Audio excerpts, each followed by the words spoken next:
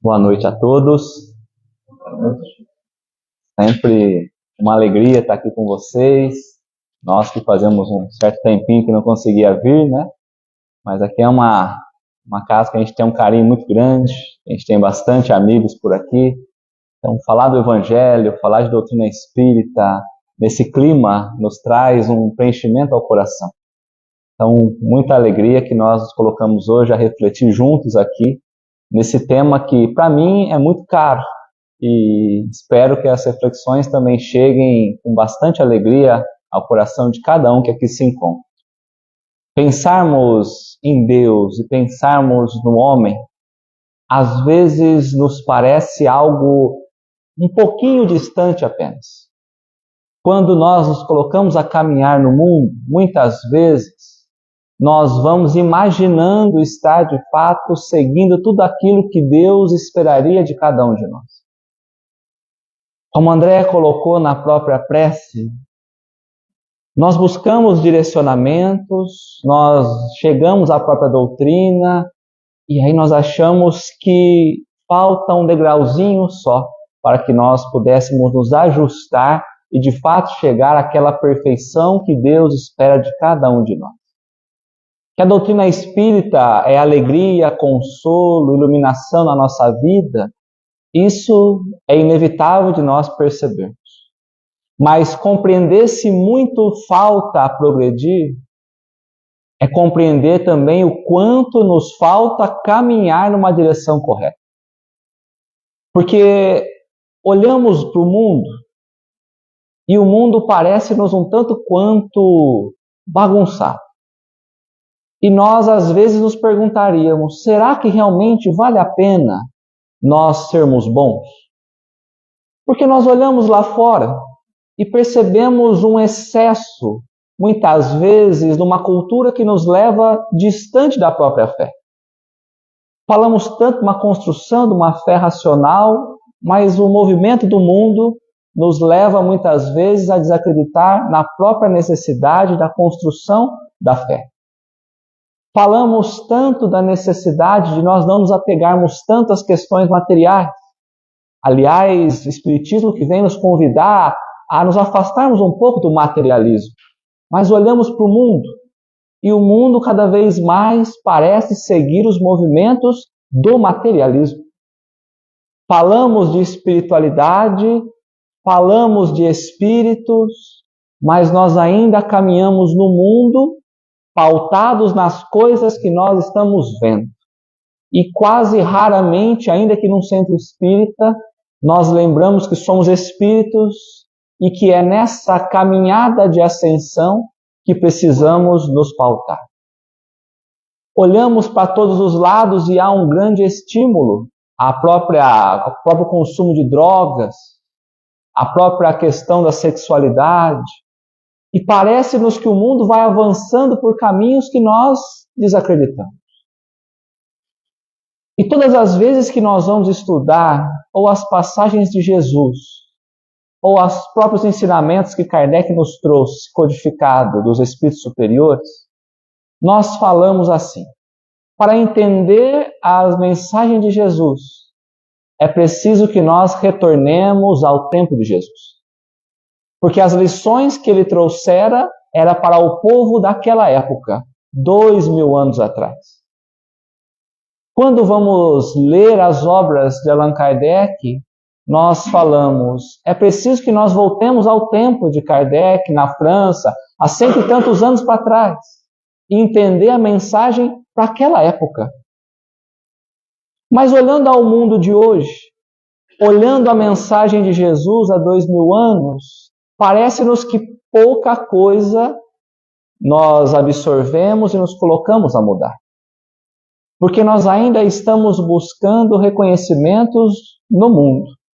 Nós ainda estamos buscando aplausos dos homens. Nós ainda estamos seguindo aqueles que por vezes trazem primeiras, segundas, terceiras, quartas, quintas intenções. O mundo parece que foi tomado por aqueles que são mais espertos, mais inteligentes, que conseguem tramar, que conseguem criar estratégias. e que muitas vezes esses estão a serviço do caminho do mal. Parece-nos que aqueles que ganham destaque não são aqueles que têm se colocado ao trabalho do bem. E aqui nós nos colocaríamos a pergunta mais uma vez: será que esses tão prósperos aos nossos olhos, olhando a nossa própria vida, realmente vale a pena internalizarmos a mensagem verdadeira do Evangelho para sermos bons? Porque ser bom no mundo de hoje parece ser tolo. Parece ser alguém que às vezes está andando na contramão do mundo, alguém pouco valorizado. Então nós lembramos de uma historinha, de uma fábula, lá na Revista Espírita, que traz como título A Macaquinha, o Macaco e a Noz. Essa fábula diz justamente sobre a propagação do Espiritismo no mundo, ou para a humanidade. Mas poderíamos pensar para nós mesmos, como os princípios do Espiritismo têm se propagado dentro de nós. Como nós temos olhado esse caminho para o bem, e se realmente vale a pena. Porque a macaquinha pega a noz, morde a casca verde, percebe o quão amargo ela é, joga fora e fica inconformada por alguém achar aquilo tão bom. O macaco um pouco mais experiente, aquele que dedica tempo à reflexão, ele pega a noz, quebra a noz, limpa por dentro, come e percebe o quão gostoso aquilo é. E às vezes nós estamos tomando por esse mesmo sentido. Estamos olhando o bem e o mal pelas questões exteriores. E não estamos permitindo o trabalho de quebrar a noz do Evangelho e de poder nos alimentar daquele alimento profundo que vai, de fato, nos trazer um verdadeiro gosto. Não o gosto do mundo, mas os gostos celestes. Por vezes estamos ainda olhando para as dificuldades de caminhar no bem, pensando o quão amargo a vida é. Porque muitas vezes temos que abrir mãos de muitas coisas, de muitos prazeres, de muitos amores, de muitas tentações. E a vida nos parece se tornar muito amarga. Porque nós ainda não entendemos a necessidade de nos aprofundarmos verdadeiramente naquilo que Jesus tem nos convidado. Nós ainda não percebemos que somos parte de um projeto muito maior e temos caminhado como projetos individuais, buscando cada vez mais apenas alimentar aquilo que nos traz a própria satisfação. Por isso, quando nós olhamos na questão 361 do Livro dos Espíritos, Allan Kardec vai perguntar aos espíritos: qual seria a origem da moral, boa ou má, dos homens? A moral que nós trazemos, sendo boa ou má, qual é a origem? Porque nós percebemos que há pessoas boas e há pessoas ainda dedicadas ao mal. E os espíritos vão dizer: o próprio Espírito encarnado no homem. A origem da moral nossa, nós somos bons por tendência ou maus, porque é o nosso próprio espírito que está se manifestando pelo corpo físico. A dizer que a doutrina espírita nos fala de imortalidade da alma. Estamos nós vivendo diversas experiências e esquecemos que para nos transformarmos em seres do bem, é preciso que nós nos transformemos. Esperamos que às vezes por um toque de mágica, deixemos as nossas tendências e busquemos de uma hora para outra ser seres iluminados.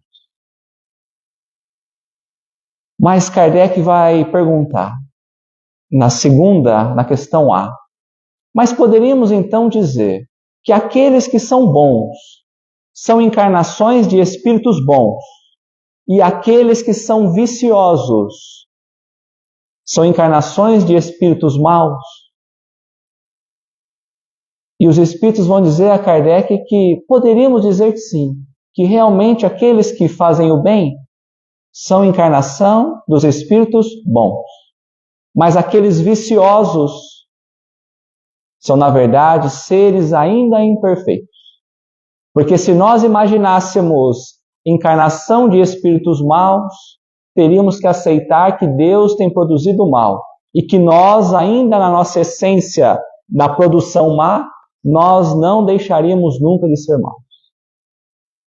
Nos dá uma certa esperança a dizer que nas nossas imperfeições, buscando a correção, nós podemos mudar ou alterar a rota do nosso próprio espírito.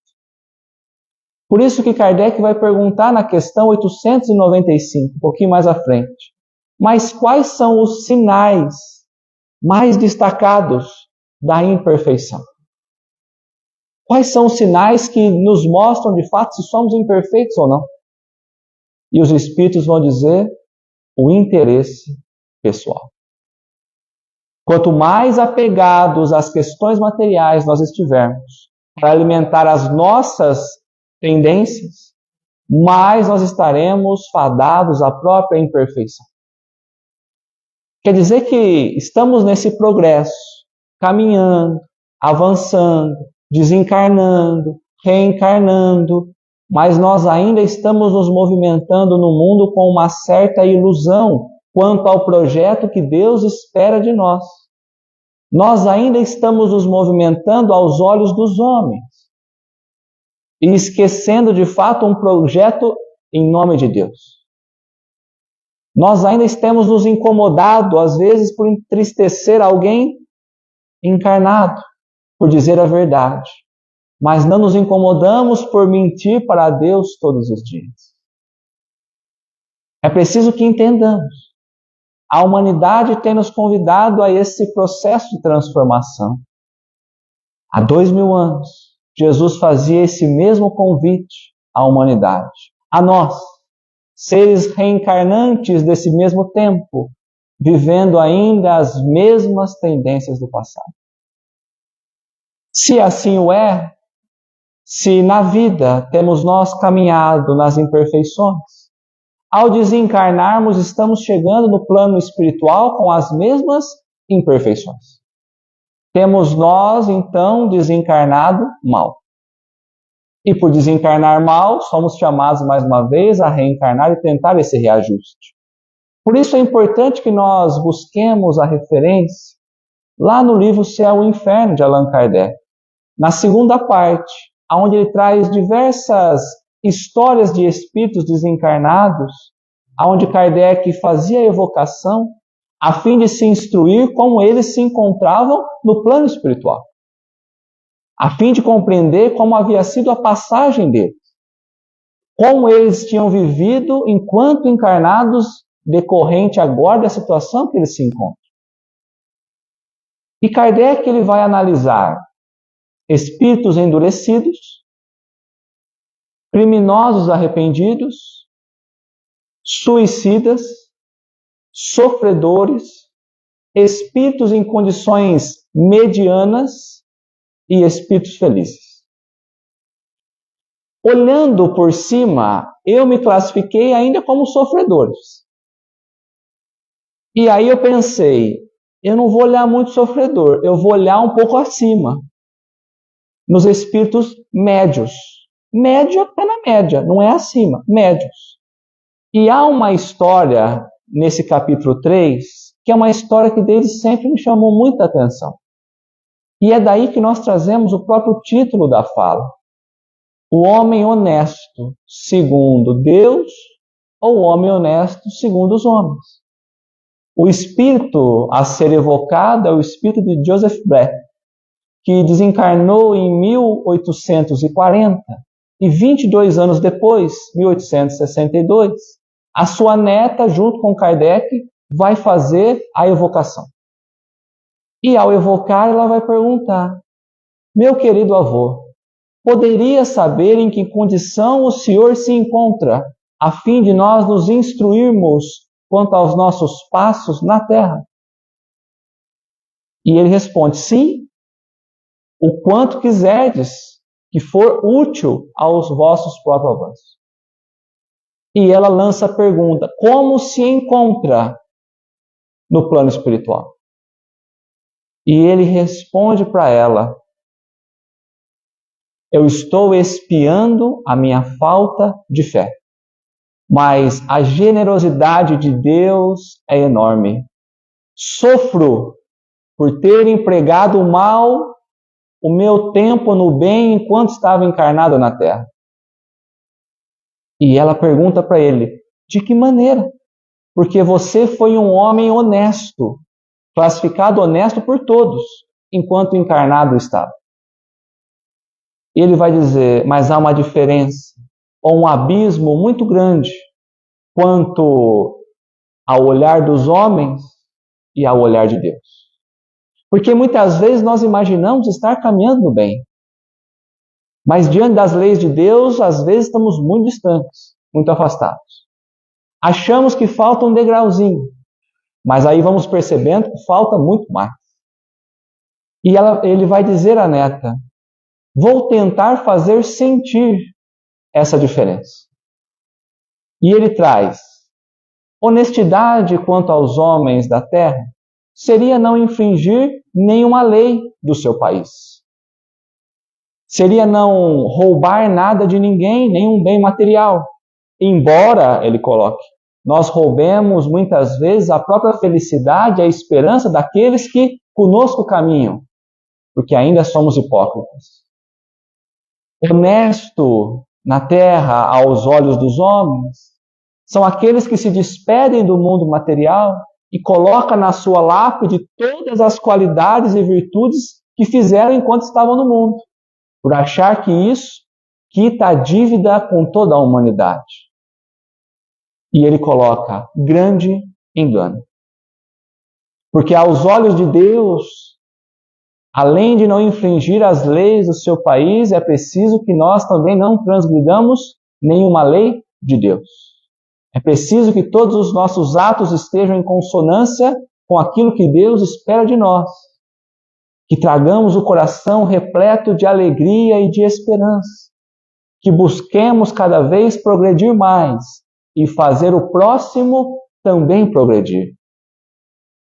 É preciso que encontremos a alegria no trabalho material e consigamos mostrar isso aos outros, mas também no trabalho que nos dá frutos espirituais. E aí ela pergunta aquilo que nós precisamos nos perguntar também. Ele pergunta para ela: acha mesmo que eu tenho sido um homem bom perante Deus? Porque às vezes somos um bom médico, mas somos um bom homem. Às vezes somos um bom veterinário, somos um bom homem. Somos um bom filho, mas somos um bom homem. Somos bons pais, mas somos bons homens. Porque temos buscado viver no bem, mas não viver o bem. Temos buscado viver condições cada vez melhores, qualidade de vida mais elevada, viver no bem. Mas viver o bem, realmente temos nos preocupado? Como nós temos olhado o mundo a esses olhos? Porque nós não temos nos pautado por aquilo que Deus espera de cada um de nós. E olhar por esse aspecto do bem nos convida a olhar ao capítulo 17 do Evangelho segundo o Espiritismo. Sede perfeitos. Um convite para nós sermos perfeitos, ou sermos melhores, se assim nos ajusta. Dentro desse capítulo, nós vamos encontrar a parábola da semente, ou do semeador. E nós vamos começar a pensar um pouquinho na parábola. Aquilo que Jesus espera que nós entendamos de acordo com a nossa condição. E ele vai trazer a parábola lá em Mateus, no capítulo 13, quando Jesus então adentra ao barco e envolta ali nas costas, do mar, senta as pessoas para poder ouvi-lo. E ele vai dizer que um semeador saiu a semear. E que algumas sementes caíram então em solo duro, e que os pássaros vieram comer e não conseguiram germinar. Que outras sementes caíram em solo pedregoso, em que havia pouca terra. Até começou a germinar, a crescer um pouquinho, mas o sol logo veio e a alta temperatura fez com que morresse. Outras sementes caíram em solo espinhoso. Começaram a se desenvolver, mas foram abafados pelos espinhos e também não avançaram. E há sementes que caíram em terra boa, que desenvolveram, cresceram, deram frutos, 30, 60, 100. E se nós avançarmos um pouquinho mais ao Evangelho, o próprio Cristo vai nos explicar a condição dessas sementes e desses solos.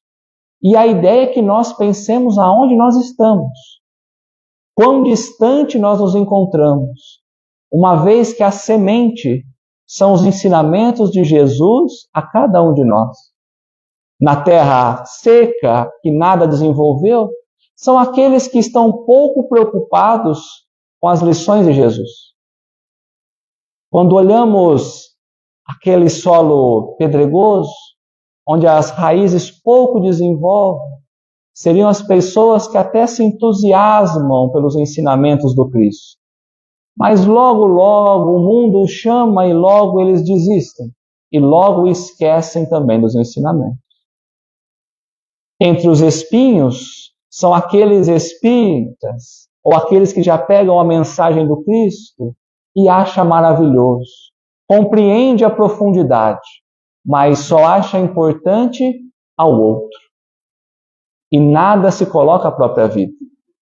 E aqueles que produziram em terra boa são aqueles que de fato deram atenção à lição de Jesus, fazendo crescer no coração todas as instruções que fizeram chegar até nós. Mas Allan Kardec vai um pouquinho mais à frente, nos explicando como nós espíritas nos encontramos nesse quadro colocado para cada um de nós. A dizer que aqueles que nada desenvolveram no coração são os espíritas que buscam a doutrina apenas pelo olhar material, seja pelos fenômenos ou seja pela vida material. Esses nada de bom vão desenvolver no próprio campo do coração. Aqueles que colocam em solos mais pedregosos são aqueles que se encantam pelas comunicações dos espíritos, mas se sentem indiferentes com qualquer instrução que recebam.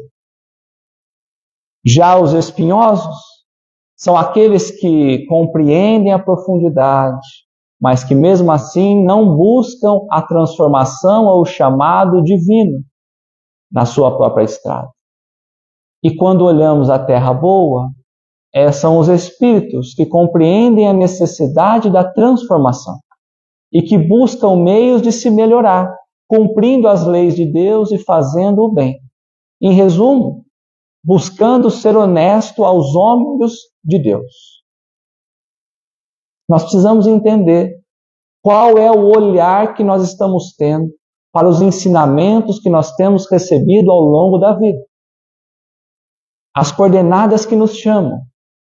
Qual a importância de fato nós temos tido? Qual o olhar? Porque no primeiro item do capítulo 17, Caracteres da Perfeição, Kardec vai nos trazer, mais uma vez, uma fala de Jesus.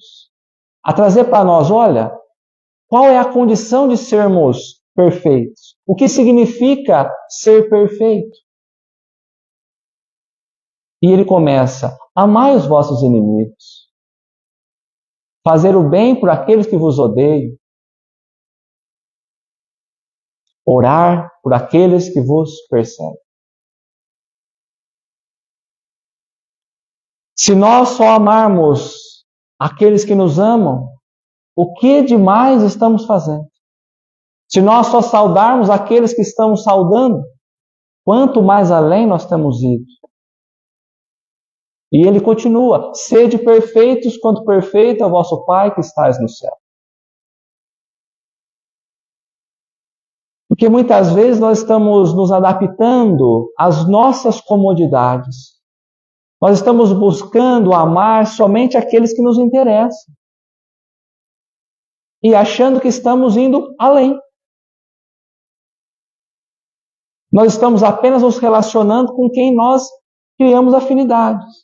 E nós não entendemos um projeto muito maior. Será que estamos sendo honestos de fato com Deus ou apenas conosco aos nossos interesses? Porque o sede perfeito, Kardec vai nos explicar muito, que naquele tempo de Jesus não teria como falar à humanidade um nível de perfeição entre Deus e o que nós podemos ser.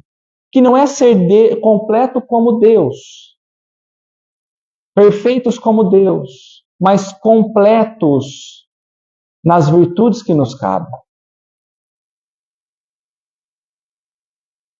Nós precisamos pensar em tudo aquilo que temos deixado escorrer pelas nossas mãos e não temos entendido, e tem nos afastado do caminho. Às vezes estamos lá num terreno, acontecem situações e nós voltamos lá para o solo duro. Percebimos que as nossas raízes não estavam firmes. Imaginávamos estar num caminho que não estávamos, distantes ainda. E quando nós vamos seguindo o próprio capítulo 17, Kardec nos traz uma mensagem de Lázaro, que vai falar sobre os nossos deveres. E vai dizer que o dever que o homem tem é o maior dever moral, dele para com ele mesmo e dele para com o próximo. Que temos o dever de buscar meios de nos progredir, de avançarmos, de melhorarmos nós e o próximo. E é nesse dever que nós vamos refletir um pouquinho aqui. Santo Agostinho, na questão 919, fala para a gente toda noite pensar nos que nós fizemos. Mas essa lição está muito difícil para nós. Eu vou convidar que nós olhemos de ano em ano, ou de 5 em 5 anos. Quem quiser aumentar, pode aumentar. De 10 em 10 anos. 10 anos atrás, eu tinha mais paciência do que eu tenho hoje? O quanto eu melhorei? 10 anos atrás, eu perdoei quem antes eu não tinha perdoado? 10 anos atrás, comparado a hoje, eu tenho me dedicado mais à casa espírita? Eu tenho sido melhor na sociedade? De 10 anos atrás a hoje, no lar, eu tenho dado mais condições do amor desenvolver? Quanto nós realmente avançamos de 10 anos para cá? E de 20? E de 30? E de 100? Porque nós não estamos focados no projeto que somos nós. Da nossa transformação e da transformação daqueles que caminham conosco. Por isso que por qualquer besteira, nós lançamos fora todo o projeto de vida e colocamos tudo a perder. Por interesse pessoal. Seja pela minha razão, seja pelo meu status, seja por que for.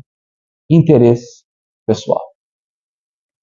Quando nós adentramos a um item que vai nos falar sobre as virtudes, vai nos convidar, quem nos chama lá é François Nicolas Madeleine, e vai nos convidar a olhar que a virtude mais completa, que reúne todas as outras, é realmente a virtude que nos importa, que é o amor.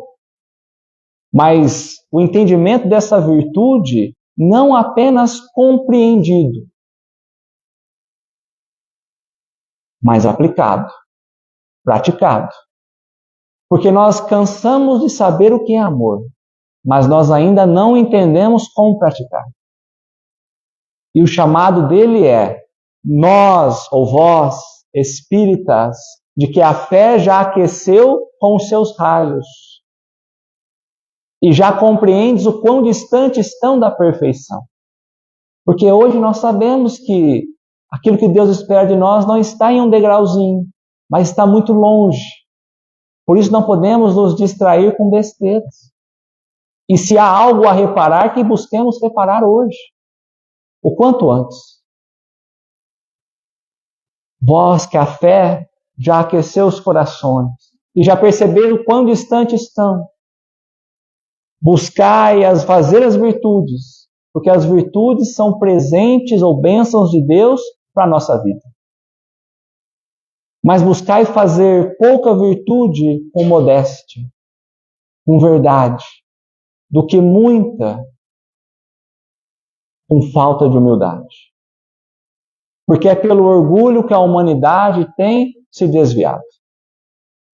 É por orgulho que muitas vezes nós vamos nos colocando em caminhos muito diferentes.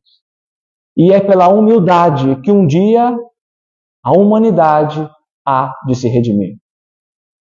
A dizer para nós que quanto mais amor nós colocarmos nas nossas relações, mais nós estamos nos classificando como espíritos elevados.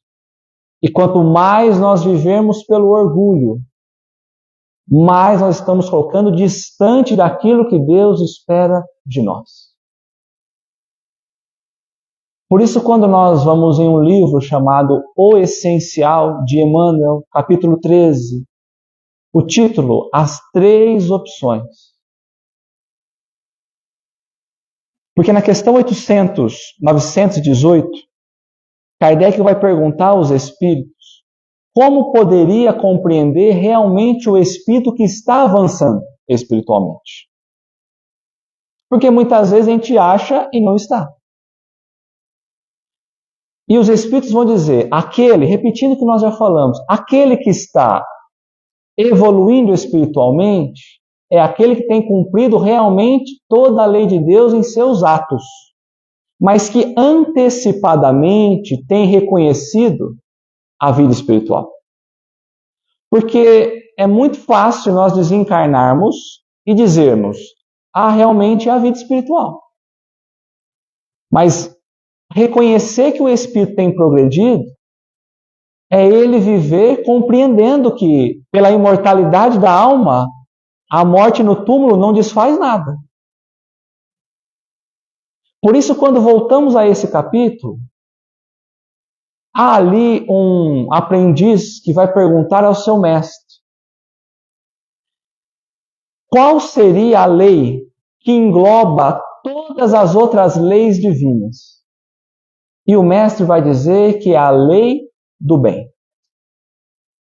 O aprendiz vai dizer, mas por lei quer dizer que eu sou obrigado a cumprir.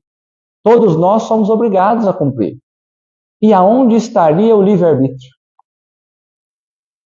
Porque muitas vezes nós falamos, mas tá bom, tenho que melhorar, tenho que perdoar, Mas e se eu não quiser?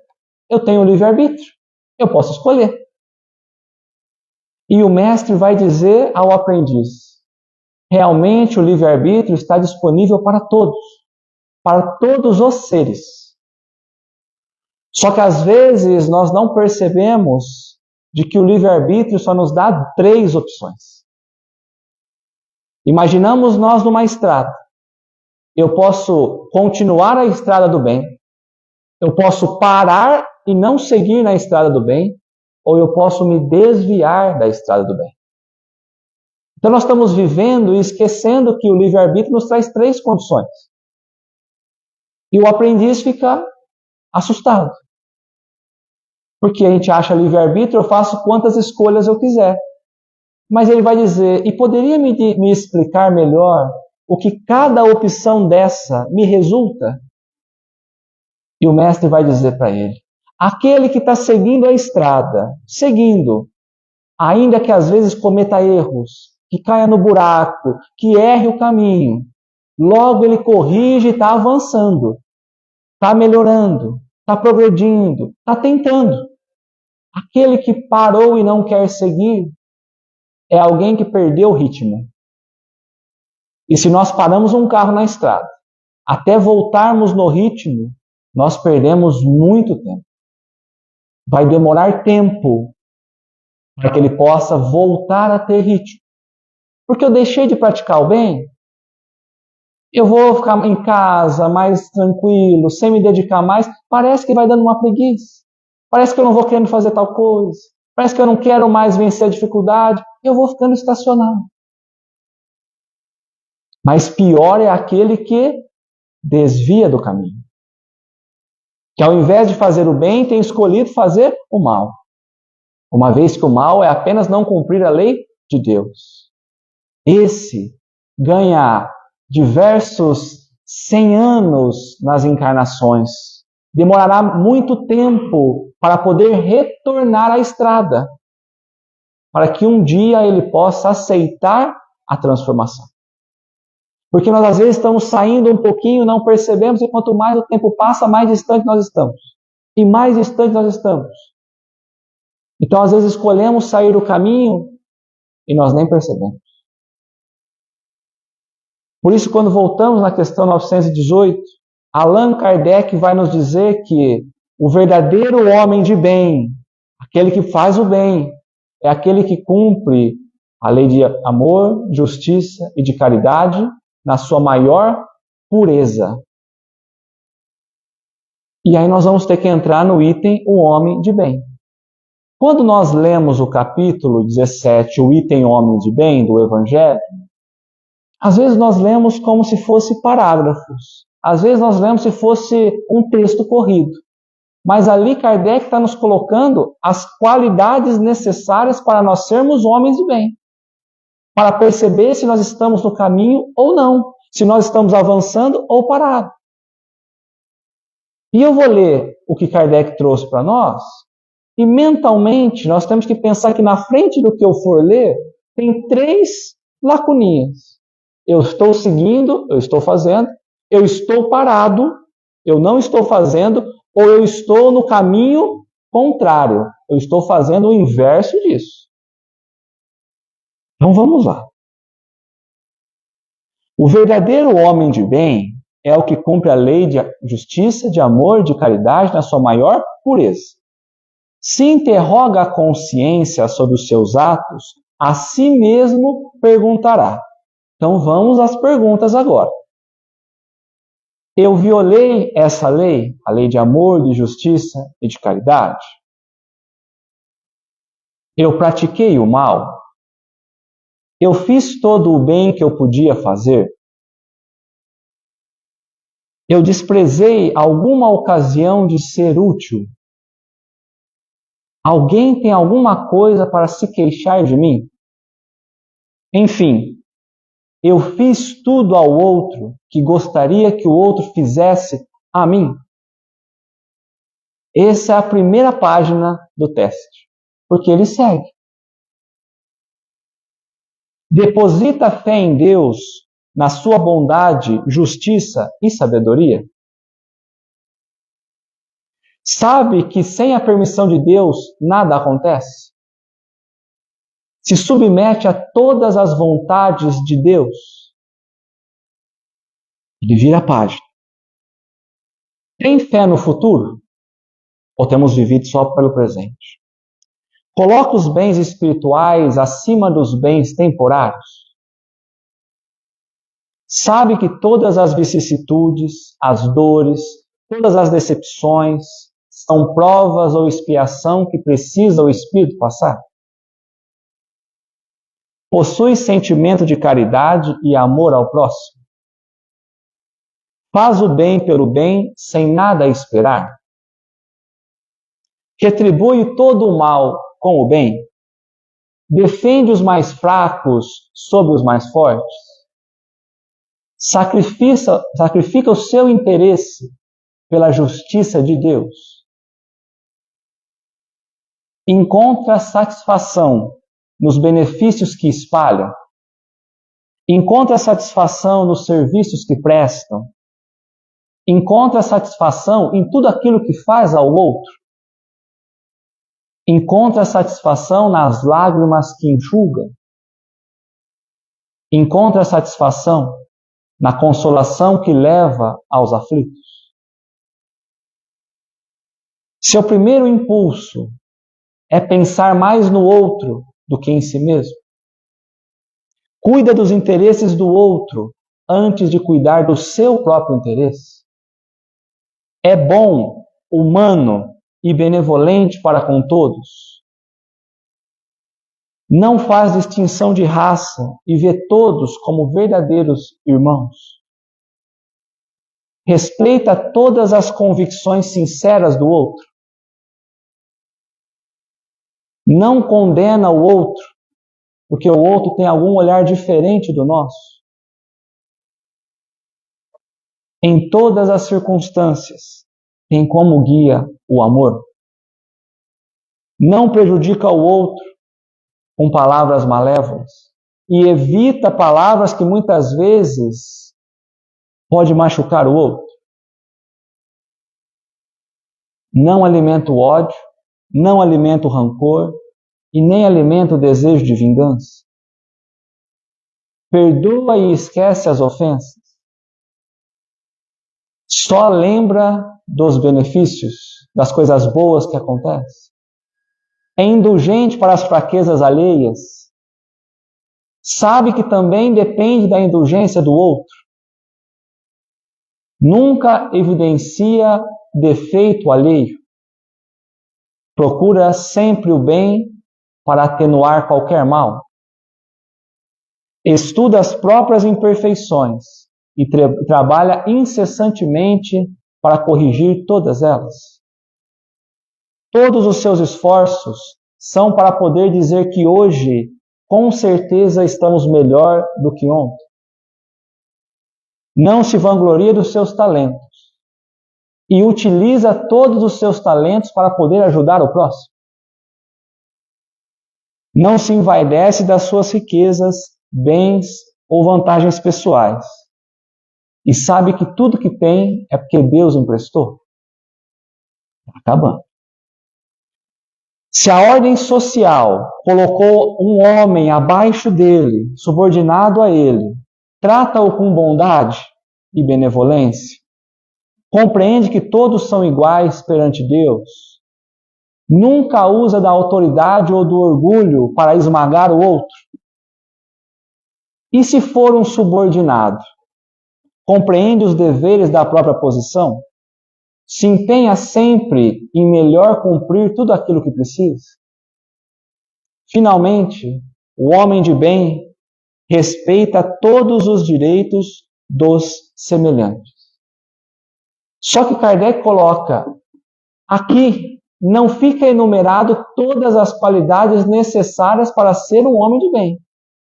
Há muitas mais, mas aqueles que já se esforçam por aqui cumprir, já se encontram na estrada que levará aos próximos. Por isso, para nós finalizarmos, lá na Revista Espírita, de 1867, há uma história chamada A Comédia Humana.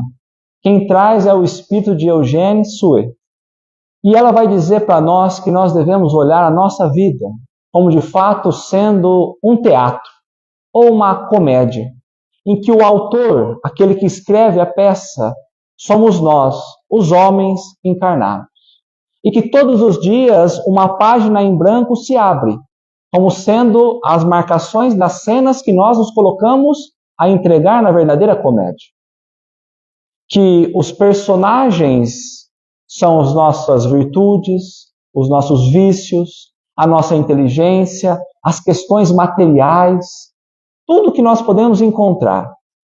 Todos esses personagens concorrendo pelo herói. O herói que é o próprio Espírito. Que o público dessa peça são aqueles que encarnados estão. E os censores, aqueles que analisam se a peça foi boa ou não, são os espíritos que estão desencarnados. E que acima dos censores há aquele maior que analisa o conjunto todo, se realmente valeu a pena. Mas ela vai dizer, esforcemos a nós mesmos para que a nossa peça possa ter muito mais aplausos do que vaias. Porque o dia que a cortina cair, que os olhos cerrar, aquele que tudo julga para ver se realmente for bom, ele possa bater os olhos sobre as páginas da nossa história e realmente se interessar, e não apenas bater os olhos e compreender que trata-se de uma história que mais uma vez terminou pela metade. Por isso nós lembramos aquilo que Jesus nos trouxe. Sede perfeitos, como perfeito é o Pai que estás no céu. Muito obrigado.